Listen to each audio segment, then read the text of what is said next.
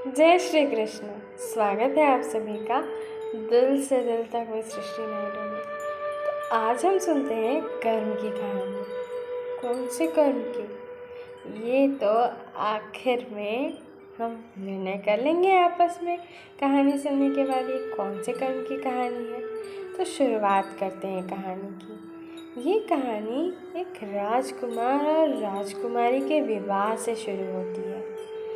राजकुमार और राजकुमारी का विवाह होने के पश्चात वो जब अपने पहली रात्रि में अपने कमरे में होते हैं, तब राजकुमार की आंख लग चुकी होती है, उसे नींद आ गई होती है।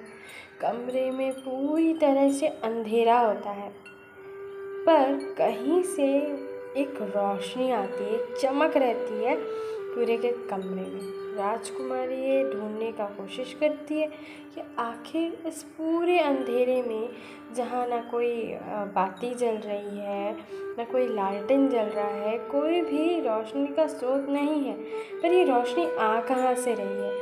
तब उसका ध्यान पड़ता है सोए हुए राजकुमार की तरफ।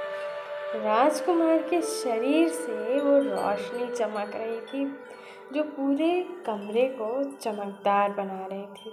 जब राजकुमारी उत्सुकता से राजकुमार के पास जाती है, तो वो देखती है कि उसके कमर में तलवार की म्यान है, जो कि बहुत ही खूबसूरत और चमकदार है।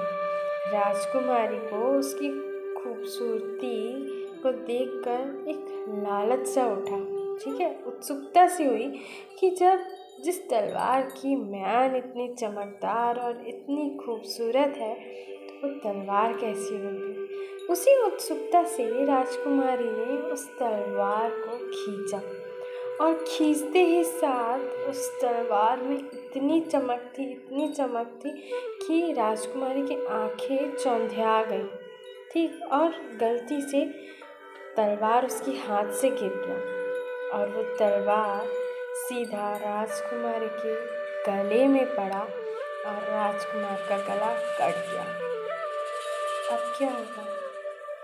राजकुमारी इतना डर गई कि उसने अपनी ही शादी की पहली रात्रि में अपने पति का गला काट कर उसे मार डाला, अपने ही पति की हत्या कर दी। इसका मतलब ये है कि उसे अब मृत्युदंड भोगना होगा। उस डर से राजकुमारी खुद से ही चिल्लाने लग गई, पकड़ो पकड़ो पकड़ो, मेरे पति को मार डाला इसने, पकड़ो पकड़ो पकड़ो।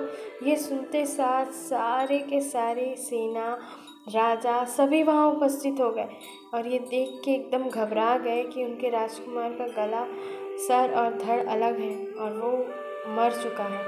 और राजकुमारी बिलख बिलख के रो रही है कि मेरे पति को मार डाला मार डाला मार डाला। तब राजा ने पूछा कि वो हत्यारा किस ओर गया है, तो राजकुमारी ने अपने सीधे हाथ से इशारा कर दिया कि उस तरफ, और वो रोती रही। मगर जिस ओर उसने इशारा किया और सेना, सिपाही सभी जब गए, तो वहाँ पर एक मंदिर था और वहाँ बैठा हुआ एक पुजारी। इसका मतलब ये था कि और उस तरफ और कोई नहीं था, सिर्फ एक पुजारी के अलावा।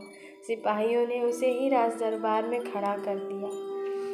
राजकुमार को मारने की सज़ा सिर्फ और सिर्फ मृत्युदंड थी। तो क्या उस पुजारी को मृत्युदंड होगी?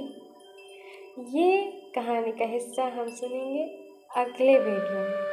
तब तक के लिए हंसते रहिए, मुस्कुराते रहिए, स्वस्थ रहिए, मस्त रहिए। जय श्री कृष्ण।